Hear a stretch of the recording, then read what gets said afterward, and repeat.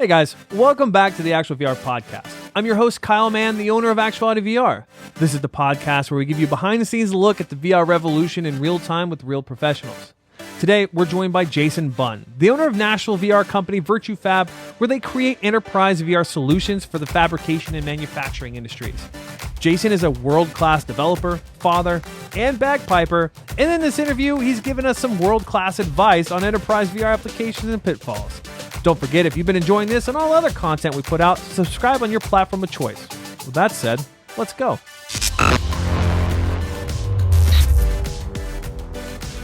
Jason, what's going on, man?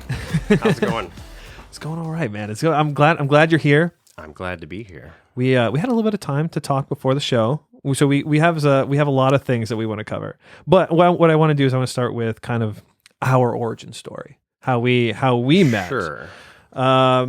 Which most people don't. Nobody knows. We used to share an office a long time ago. And by share an office, I mean that I had a desk. I shared an office with your computer. Yeah, more than anything else. Yeah. We were talking to Phil about that. It's just like, I was there for a couple weeks, and then I got a little spoiled. My commute is all of 70 feet. Driving to Nashville was a little... it was a bit of a haul coming out here today. Yeah, that's right. You came the other way. I live over by the airport, so I had to navigate completely around Nashville. Did you take 440? No. Oh, no, I stayed off the major interstates. I was on one of the U.S. highways until I got to 65. Nice. Just completely bypass all that madness. Good call. With all the construction and stuff, it's just not. It's awful. I do that on a daily basis anyway, so yeah. I was happy to not have to do that today. Nice. Well, it's a nice drive. It is, yeah. No, it's I say yes. I didn't I didn't like it. Again, 70 feet for your commute. Yeah. But so one of the things you own a company called VirtueFab. I do. Which I think when we had a shift at Actuality VR where we were like, you know what, narrative VR is cool, 360 video is cool, narrative 360 video is cool. Telling stories is always about what we always tell stories, but the question always came up, like, how do we make money with this? Right. And that's kind of where we've found the need for enterprise VR, for enterprise use. And I think you realize that as well, thus VirtueFab. Yes. So I want to know, for people that don't know what VirtueFab is, what they do, what you do, what in a nutshell, what does VirtueFab do? In a nutshell, one of the things we've really been sort of riffing on is to have this what most companies have with like a simple like tagline or motto or whatever, like VirtueFab, simple, productive VR. Yeah. So what we're aiming to do is create VR experiences that help businesses. It's not going to be a fit for every business, obviously, but if we can discover a pain point and find a solution that can utilize VR in your business and then make it simple enough that the people actually using it can see it as productive, then that is our end goal. We are aiming to make enterprise VR solutions for the everyday business, essentially.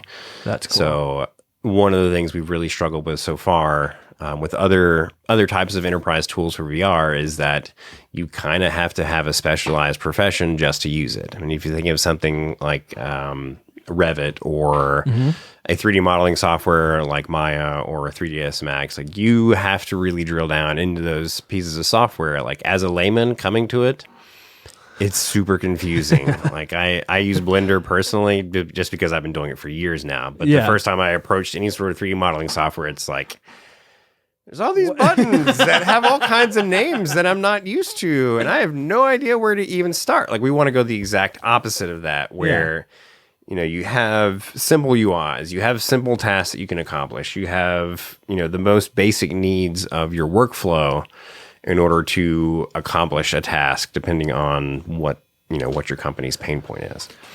So you've already had some real life application. You've worked with some companies that you provided a service for. What can you talk about? Kind of what you provided for some of your clients? Yeah, our major client is a manufacturer of stainless steel workstations for quick service restaurants. So think of things like McDonald's or Arby's or Hardee's or whatever, all of their workstations in the back of the house are made with stainless steel, and they are meticulously engineered to make sure the back of the house moves as quickly as possible. Right. Like, a lot of people don't think about that. You think, it's whatever, it's a prep area, whatever. No, people have spent hundreds of hours analyzing how many steps it takes to get you from one side of the workstation to the other, much less one side of the kitchen to the other, to try to minimize the amount of time you're wasting, essentially. It's all about efficiency. It's all about efficiency. How do you operate the most efficient? It's all about efficiency. Yeah. Like, if you look at something like McDonald's or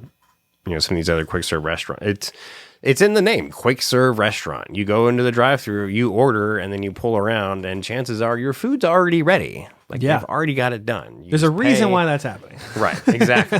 There is a reason why that's happening. And a lot of that comes down to engineering of workstations and engineering of the entire kitchen space as a whole. And that's something that has been, decades in the making. Like, this isn't something that's new. Like, they've been doing this since the first McDonald's opened up in California. Like, they have been trying to make things go as quickly as possible in the back of the house.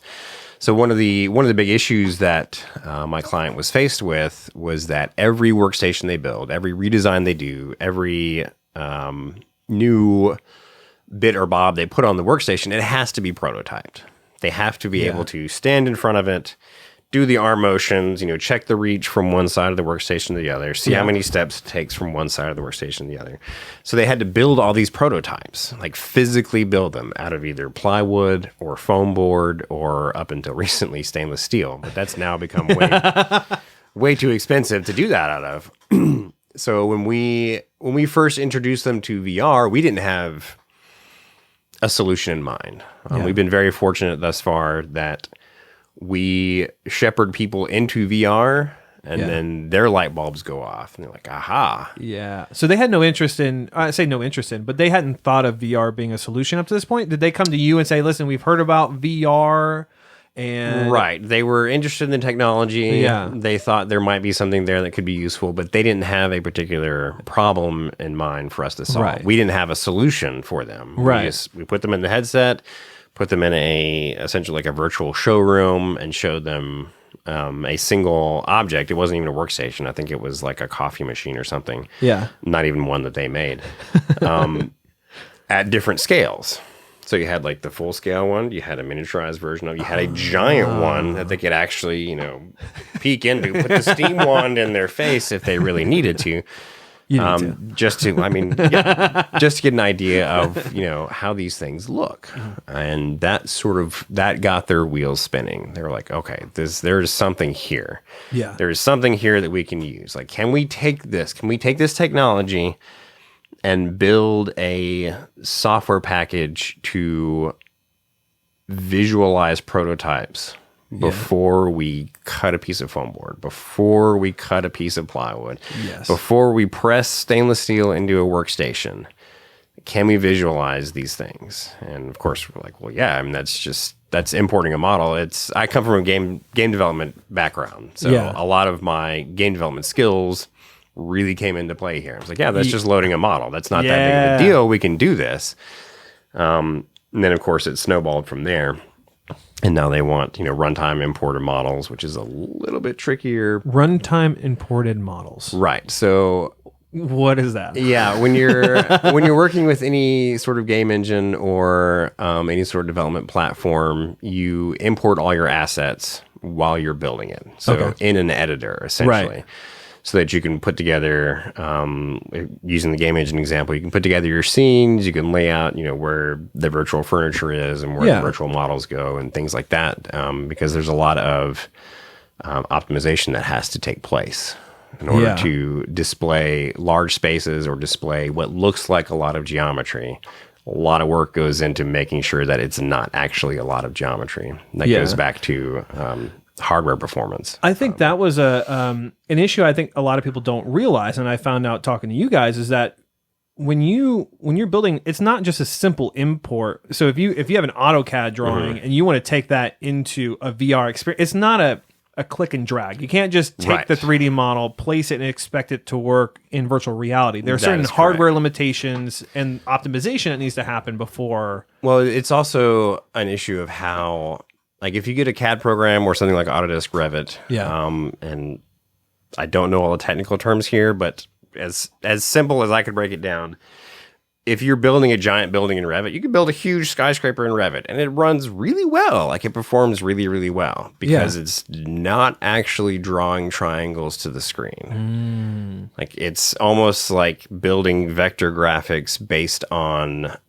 the actual data you're feeding it, because you need to have precision in these software packages. Like, if it's CAD, precision matters. If it says, 3 feet, it better darn well be actually 3 feet, because they're actually building these things from these drawings.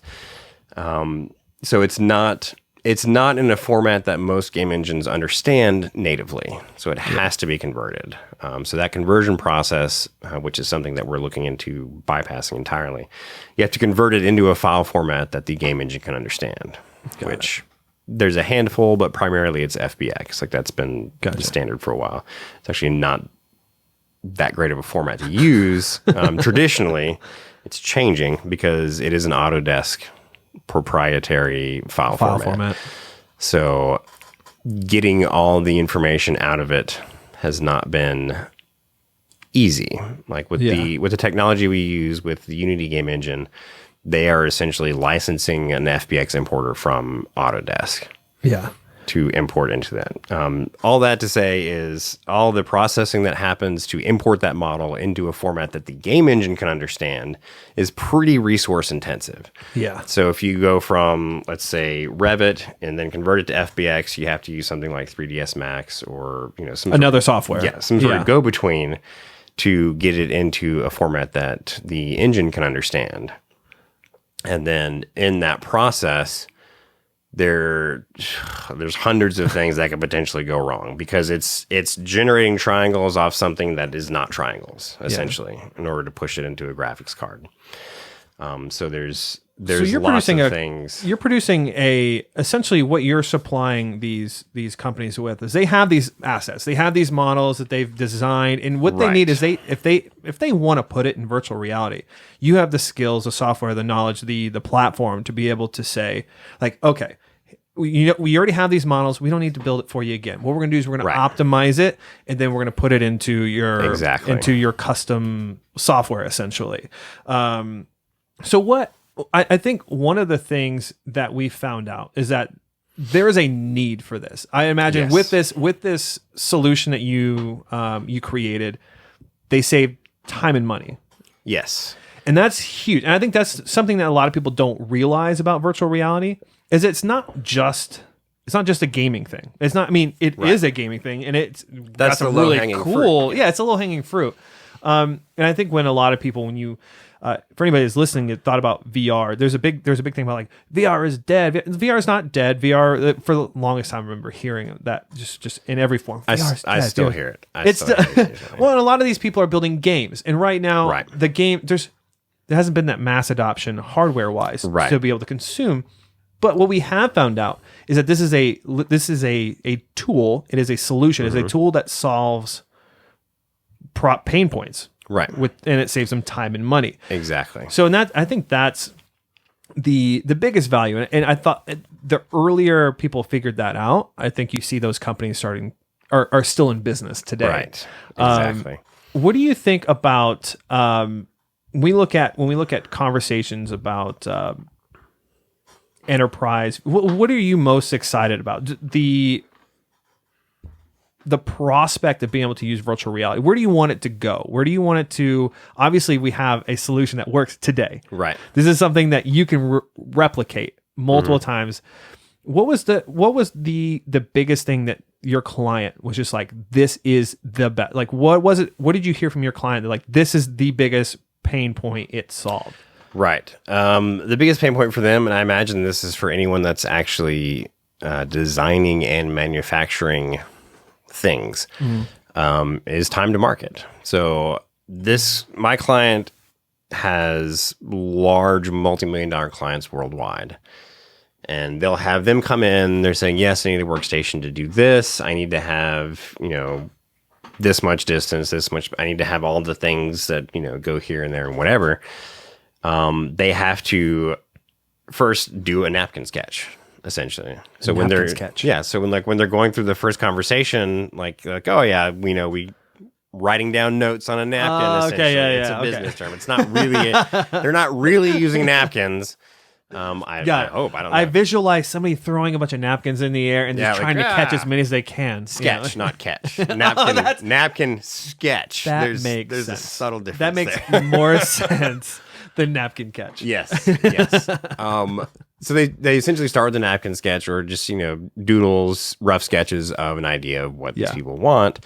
And then they would take that to their designer and say, all right, put this, take these dimensions, take this idea, translate this sketch into an actual design. Right. And that's an actual design that could be manufactured at any given moment.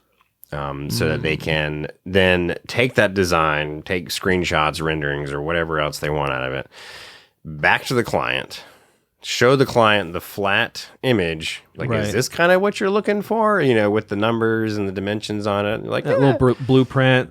Right. Hard to visualize. It is. It's hard to visualize, but even when you're given like the 3D rendering, it's like, yeah, that's sort of what I had in my head, but not quite. Can we make changes here, there, and whatever? It's like, all right, we'll take notes on it, take it back to the designer, have him change all the things that the customer has talked about, then represent that idea back to the customer with their changes, or what they think their changes are going to be. It's a back and forth between the client and my client and their customers, trying to come up with just a basic design. All right. Once they have this design, they're like, all right, this is the one. It's probably been 2 months at this point. Yeah. Just on back and forth. Because a lot of it is like scheduling.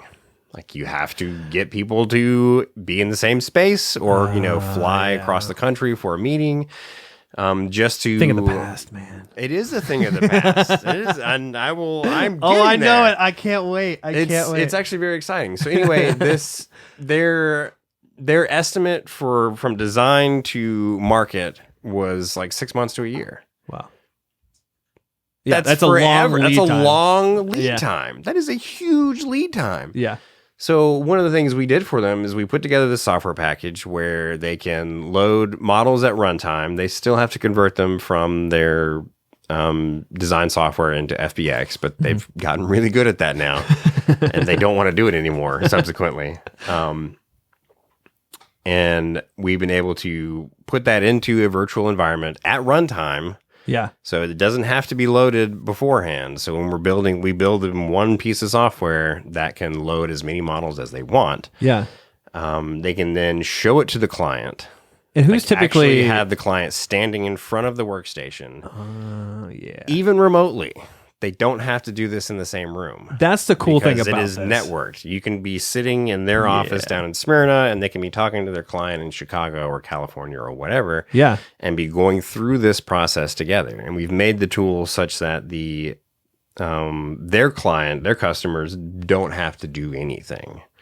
Oh, that's cool. They have to have someone from the manufacturing company hosting the session, right? And the host can do things like take screenshots. They can take measurements. They can write notes on whatever virtual surface they want. Take a screenshot of it, and then once they're out of the headset, they can actually make more detailed notes and generate a report that gets spit out as a web page, essentially. Yeah, that they can then send to the client and be like, "Hey, this is what we talked about. Can you clear this so we can move on to the next thing?" You're not scheduling a phone call or a video or a conference or a flight. It's just like, hey, here. And if they're able to do it fast enough, they can literally take those notes, take it to the designer. Within hours, he can change it, and they can hop back in and see the changes within hours, as opposed to days, weeks, or months. And then, like, once one of the things that virtually standing in front of the object can do for you is that it reduces errors. Like, we have a couple of stories just from this client where they look at the design, they do the 3D rendering of it, and someone from the manufacturing plant would be like, yeah, this is going to be too low. Like, if you put this in a kitchen, people are going to struggle to use this. Yeah. And the client's like, no, whatever. It'll be fine. Like, it'll be fine. But then when they see it in VR, they're like, oh.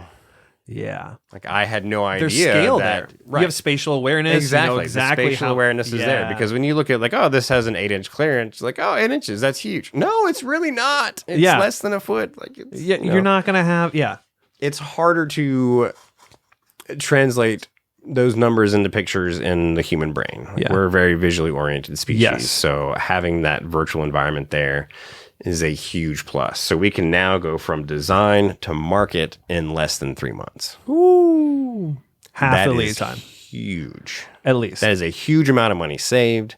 That is a huge, yes, that is a huge potential amount of money earned because you can get to market faster than your competitor. Can those models, so you've essentially at this point, they've created this mock-up kitchen with can they then use those assets for trading purposes? Yeah. Ooh. We could definitely take this and turn it into a piece of training software. Yeah. That's a bit more complicated. Right. Because that involves more software development on my end. It's no longer this static environment that you're just it's exploring. Becoming more dynamic and more interactions. Like we have to tell people all the time, it's like, oh, can you drop, a 5,000 foot warehouse in here? It's like, yeah. Space is free in virtual reality. You don't have to worry about it. Yeah. But you want to pick up a pan? That's going to cost you a lot more. Yeah. Because I have to make that happen. Just dropping it into the virtual space is not that big of a deal. Yeah. Where we really start getting into complications and we really start getting into the expense of these things is the interactions. Right. So if a restaurant comes to me like, I want to be able to train back at house staff on this particular machine piece of hardware, this machine. Like, all right, that's great. And then I will have to go, or I'll have to send someone to actually do the thing. Like if they have a new fryer they want to use, like it's not going to be enough to watch a video about it. It's not going to be enough to, read a manual about it. We have to go and operate the fryer. Yeah.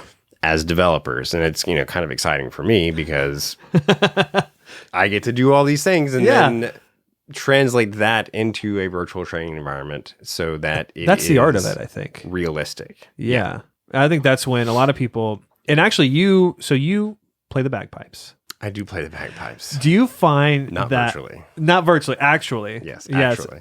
What, you hear a lot about, I know a lot of successful developers that have creative outlets on the side. Mm. Do you find that having that art form helps you in developing it all? Or is it just another thing that you get to do? One of the things that, and I've been very fortunate to have some excellent instructors along the way, just thinking about software engineering, just thinking about computer science, like it's not a science in the traditional sense. Right. Because in science, you think of like astronomy, you're doing observation, you're taking notes, you're watching for changes. It's all about observation, creating a hypothesis, testing that hypothesis. Yes. That. You can do that to an extent with like algorithmic analysis, like creating your own algorithms, which is, very much straightforward science. But a lot of what we do as software engineers or as programmers is more computer philosophy. Like it's more knowledge of computers and how computer systems work as opposed to the science of how computers work. Like I'm not an electrical engineer. I can tell you down at the lowest level, it's just protons on a copper wire and there are no actual ones and zeros until you start getting into like actual digital storage. Like if you're thinking about a platter drive, it's just positive and negative charges. There is no 1 or 0 on there. It's just about how the data is interpreted by the machine. That's cool. So when it comes to the creativity, a lot of that is not so much science-based, but it's using our knowledge of operating systems. It's using our knowledge of how software or how these bits of hardware work together to create solutions that are solving a certain, key properties or key characteristics. Like if it's something that you want it to be done fast, if it's something you want it to look really pretty. I mean, these are entirely different things. And it's one of those things where it's like, here's 3 options. You can pick 2. Yeah. We can't. Yeah. There's Can't always do it all. one that's right. Yeah. Exactly. It sounds like it's part. So I don't know how to develop. I'm not a developer at all. I can appreciate Unreal and Unity and what it's capable of, and the people that are able to work within it. I would love to be able to say that I could do some. I can't do it. I'm just not. It's not my forte. But what I have found is that it sounds like it's part understanding the tool and what it can be used for, and it's part almost like this tango, like this dance where you're like trying to guide it to do what it needs to do while also understanding what it's capable of and what it's not capable of. It's like it's really cool to be able to hear how you're able to go in there and how that creative. It's neat. I have a lot of fun. It's creative problem solving given a set of constraints. Yeah. So there are certain things you cannot do within these engines. It's just the nature of how they're built. Like they have a physics engine behind them that is simulating physics, but I mean, you can create the actual physics if you want based on the actual calculations, but you're going to stress the system. Right. Because the simulation of the actual physics is done in such a way to make it as fast as possible. So there's corners being cut. Gotcha. It's not actual, like when you think about how light is rendered in a game engine.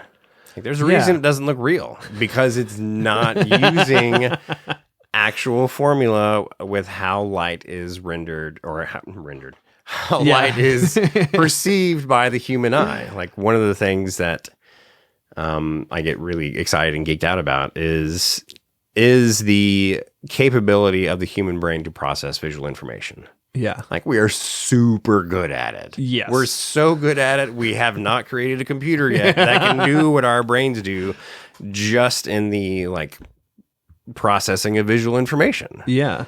Like computer vision is a whole field of science of people trying to figure out like how to make computers see in a manner that makes sense to humans. Because you can call it seeing what computers do now, but it's not exactly the same as what we're doing, which is why you get all those weird like trippy Google videos where it's like everything's a cat or a frog. Or, What do you think about? I mean, obviously we had Oculus Connect 6. Yes, there were a lot of things announced. A lot of exciting things announced. I also even before that, I was super excited about the Valve Index. I'll start there. Specifically when we talk about controllers.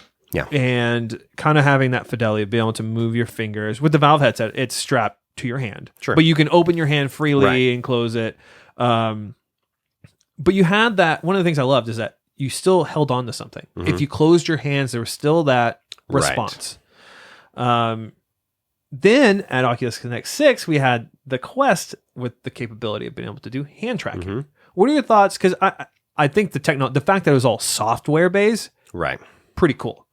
Well, I mean, it's not all software based because there are 4 or 6 cameras on the front of the Quest. Yeah. So it already it already had the ability to do this. I mean, if you think of something like the not Magic Leap, Leap Motion. Leap Motion, yeah. Every day it's a struggle to tell those two apart. Leap Motion's been doing this for years already. Yeah. It's just if you wanted to be able to track your hand or other objects, you just had to slap that additional sensor onto your headset. Now it's just built into the headsets because why wouldn't it be? It's a great way. It's a great way to track things like physical objects. So it doesn't really surprise me that they have hand tracking on the Quest now. It's great. There's probably a lot of really cool things you can do with it. That's going to be my next question. Like, what do you see, at least in your field, when it comes to enterprise VR and the products that you and the solutions that you have for clients? How do you see that coming into play, if at all? Like, do you have? I mean, are you excited about that technology for a reason in your applications, or? I'm excited about it because it opens up a lot of possibilities for user interface. Like one of the things that I got really excited about the Leap Motion was the initial demo they put out, because they put out a Unity API. You're looking at your hand, and in order to access the menu, you just turn your hand over, and your menu is right here. I saw that. Like, and then you can just pull it and drag it out from your hand. Yes. that's a really cool idea, and that's a really intuitive menu system that I don't think many people are using, because if you try to do it with controllers, you're gonna hurt yourself or break your controllers, because it's like you really don't think about it, but when you're holding controllers, it's like you don't have Especially stumps those on the end of your hand, so manipulating things is difficult. Yeah, it becomes more difficult when you're holding controllers. I think the biggest drawback to that sort of I guess virtual object interface is the lack of tactile feedback. And there are people working on it as hard as they possibly can. Like, I've seen some crazy stuff recently, like ultra thin actuators. Like, it's not like I mean, if you look at the current setup for Vive controllers, or, you know, even the Quest controller, it's like a rumble pad. We've had rumble pads since the early 90s, because that's what they used in, you know, the early consoles. 90s. Like when you got the PlayStation 2 and it's like, oh, this controller has a rumble pad. It's so sweet. But it made no sense. It's like I'm there. I mean, even it didn't. No, it doesn't. It didn't make you feel like you're any more there. It just stressed you out more than anything else, because it's like, oh, there's stuff happening. And with the current controller setup, it's still the same technology. It's like a little thing that spins really fast and vibrates the controller. I thought it was pretty cool. The only time that I've felt that and been like, oh, that's cool, was with a bow. Anytime you feel the tension of the bow, like other than that, it hasn't. Exactly. And that was just a matter of creative activation of the haptics, as it were. Because if it was just a straight, you know, sustained rumble, it wouldn't feel as good. No. But it's actually like you pull the frequency changes. Yeah, it changes depending on how fast you're pulling it, which is really, really cool. And it makes it feel like you're actually pulling something. Yeah. And that's why, you know, the first games that people made were bow and arrow games, because it was a lot of fun. It was very satisfying to do that. It was a lot of fun. But without any sort of tactile feedback on your virtual hands, it's going to be more difficult to manipulate objects than you might think. Yeah. Right now, it's already difficult with controllers, because, you know, one of the first menu systems I created was like a virtual iPad. Well, that's cool. It makes sense. You know, you plug your iPad and then push the buttons on the iPad. And it was like taking this coffee cup and like, if you're listening, he is cavemanning his hand against his other hand. I wish I had a better example of that, but it's it's like I said, you don't. Is it the lack of It's the lack of dexterity. Essentially, you don't have that. You're finesse essentially to be using able to... gross motor movements as opposed to the finer. Yeah, they call them fingers, but they never fing anything. Oh wait, there they go. There they go. Yeah, you essentially lose your fingers when you have controllers. So it's just like you might as well be Captain Hook, because it's difficult to push buttons that way. Yeah. So coming up with user interface in VR has been incredibly challenging, especially when we are trying to make it as simple as possible for anyone to use. I would love to be able to talk about that, because essentially you were trying. What you did when you created this software package, when you created this product, you are having to there's gonna be some learning curve. There's gonna have to be, for people. These are engineers, or these are salespeople that are having to learn a new software. CEOs. Yeah. So how did you think of like? Old white guys. I mean, I hate to be that way, but yeah. Yeah. So how are they? We can put old white guys in a headset and they get it. Yeah. How did you find? Did you have like that you can share, like some principles, some core? Like how do you develop VR? Something as big as enterprise VR. I can share a couple of stories that I think will get my point across more than anything else, because a lot of what we have had the great fortune of being able to do is trial and error. Like the first big VR thing we did was essentially just a virtual trade show. So we had this kitchen set up. There were four workstations set up. We even had a virtual avatar in there who was cool. Modeled after a real person. She's very sweet. But it looked like her. It looked like her. It wasn't like super realistic, but it used her voice.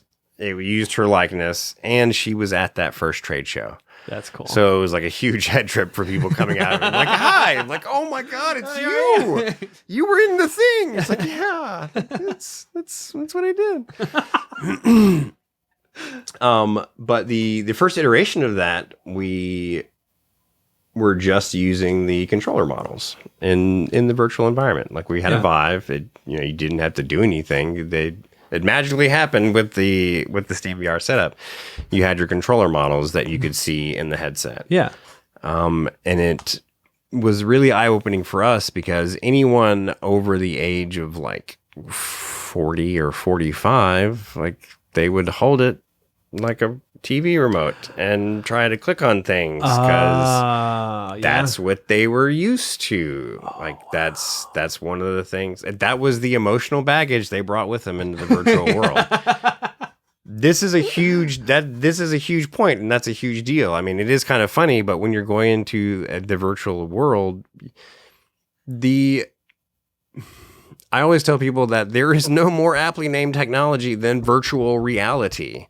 Because you are going into another reality. You are not changing who you are. Like you can go pretend to be whatever you want, but if you have any sort of social anxiety in your real life and you walk into a room full of virtual people, it's not virtual anxiety. It's real. It's very real anxiety. Yeah. And you will feel it.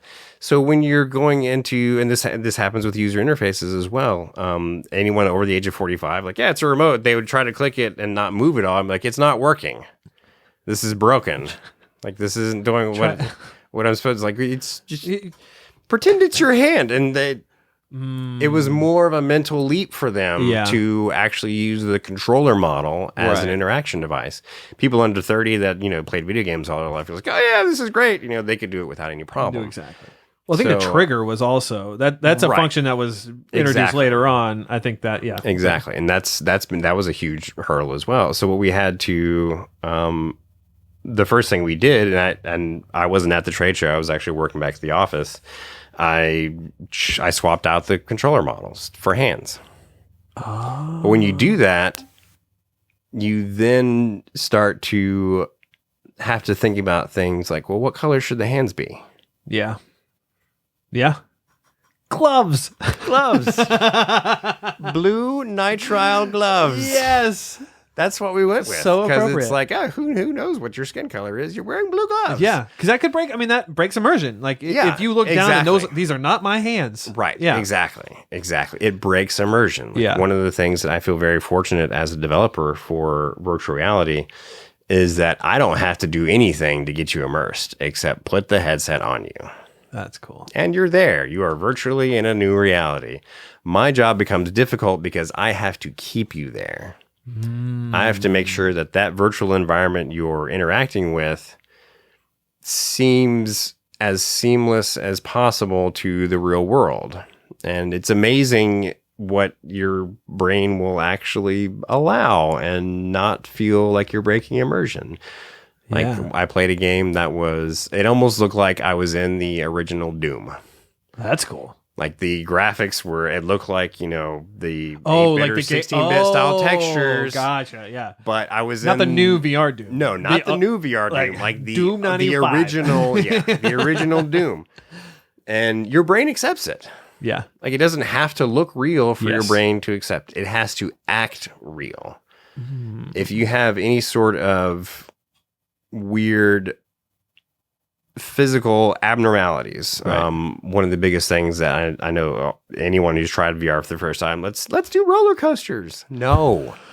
Do not do roller coasters. Because you are seeing movement and your brain is not feeling movement, so your brain is automatically like, oh my God, I've been poisoned. I better throw up and try to become as light as possible so I can run away.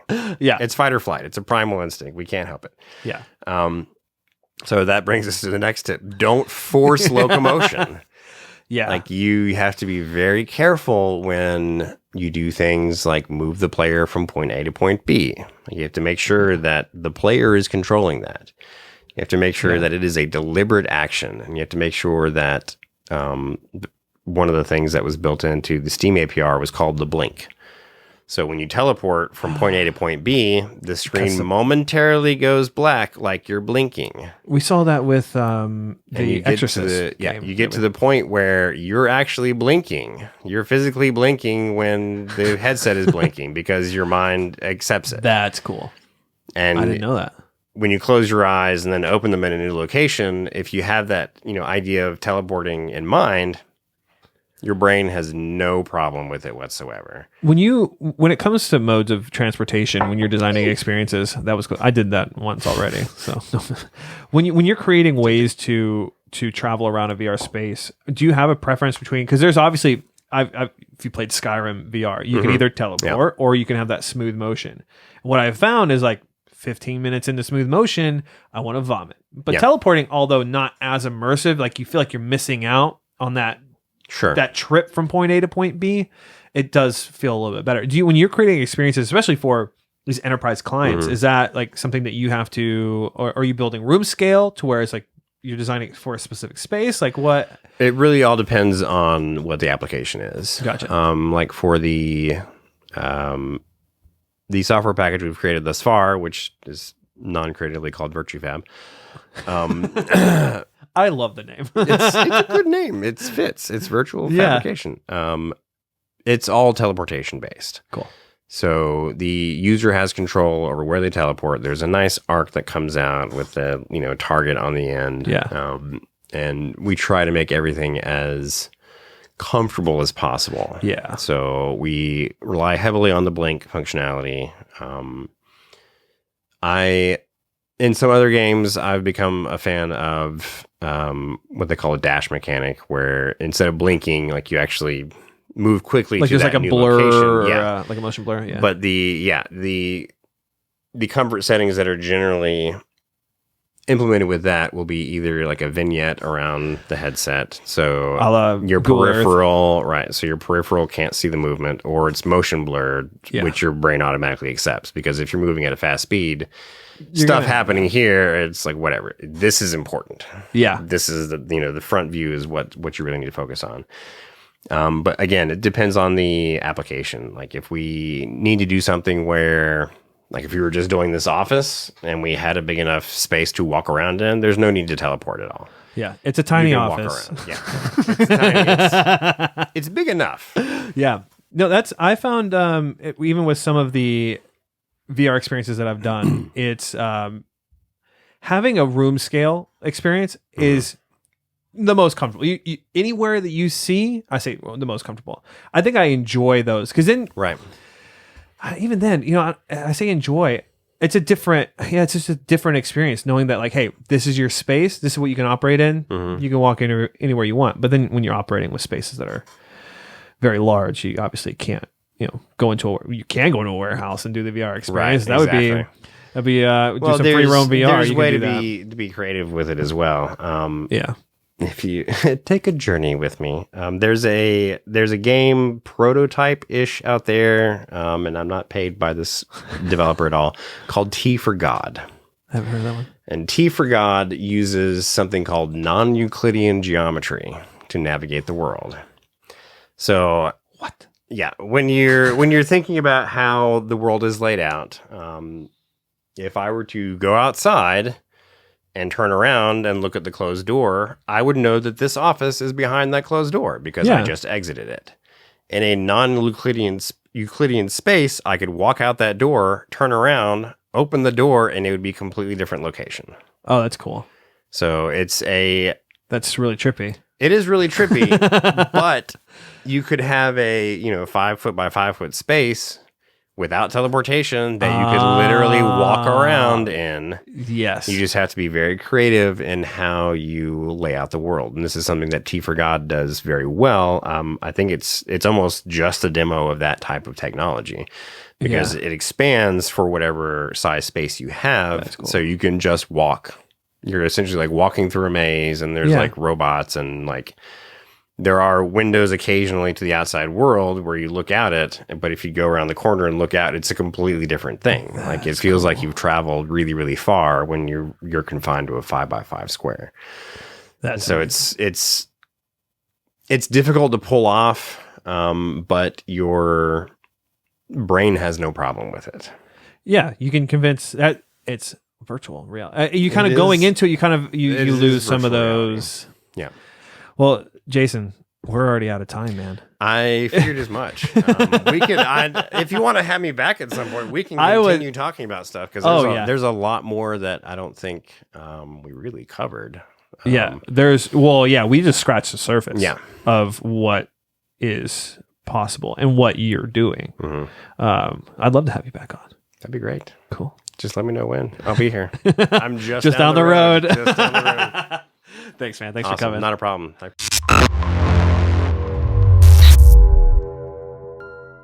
Guys, I hope you enjoyed this interview with Jason. He dropped some serious bombs with some technical information. We created this podcast because we realized there's a lot of talented people in the immersive tech space creating some amazing experiences, creating some amazing stories, and they don't have a platform to tell those stories on, and that's why we created this. We wanted to give a platform for those people. If you know anybody that would like to be on the podcast, let us know. Put it down in the comment section down below. If you know somebody, tag them in this post. Let them know that there's a place where they can tell their stories. Again, we're on Apple Podcasts. We're on Spotify. We're on the Google Play Store. We're on Facebook and YouTube. You can find us anywhere. And until then, remember, you can check us out every Monday for the Actual VR show on our Facebook and YouTube, and see us on the podcast every Friday. But until we see you next week, bye.